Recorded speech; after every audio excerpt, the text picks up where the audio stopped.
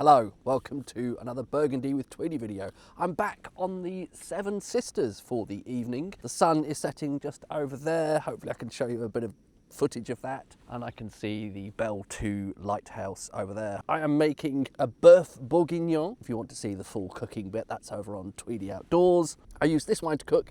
This is Fortnum & Mason's generic Bourgogne Rouge 2021, made for them by Joseph Drouhin, I think. But to drink, I'm going to have this instead, because I didn't want to put half a bottle of Gevrey Chambertin in that. It seemed a little bit of a waste. This is a much more modestly priced bottle, the half there. So this is Rossignol Trapet again. The other day I had a recent vintage from them, 2022. This is their 2017 vintage from their Vignes Gevrey Chambertin Village Level series. It is a wine I have had before, some time ago, but I don't think there was a review for it on the channel. I think it might have been long before I started the channel, possibly. Or if not, I'm repeating myself. I can't remember what I have or haven't had now.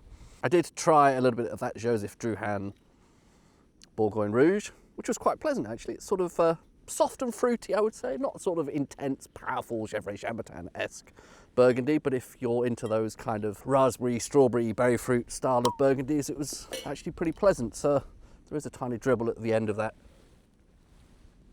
there from where I gave that a try, but I'm sure that won't contaminate the assessment of the Gevrey Chambertin. What do we think about the colour? Probably somewhere in the middle, as I always say. It's becoming a catchphrase, isn't it? A lazy catchphrase. Oh, do you want to look at the state of the cork as well?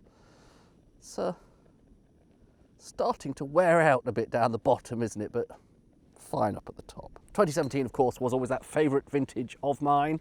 One of my favourite vintages. I think 2019 is probably on a par nowadays.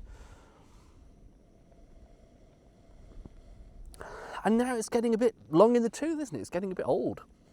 2017, this is an 8-year-old wine, 8 years since these grapes came off the vine. Do have a bit of background aroma of that cooking, but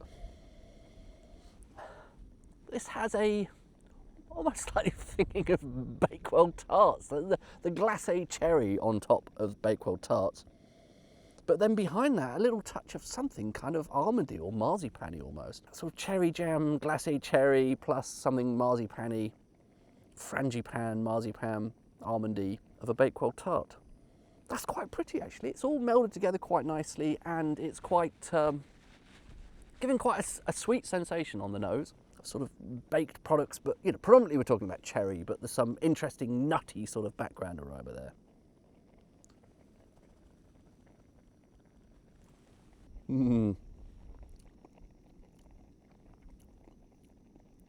Lovely on the palate.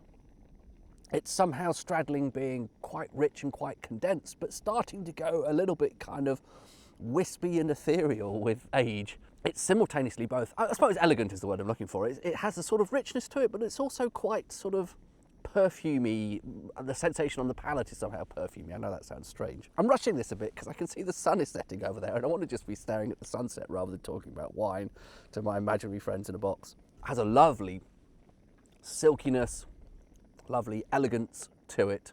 No real sense of tannin or anything like that at all there. And it is starting to kind of, there's obviously been some kind of evaporation or condensation, or condensation is the wrong word, it's sort of condensed somehow but becomes sort of more ethereal. I can't think of another word for it. And yet somehow still has a kind of richness and concentration. Well, that is lovely, but I'm just going to stop talking about it for now because I just want to look at that sunset over there.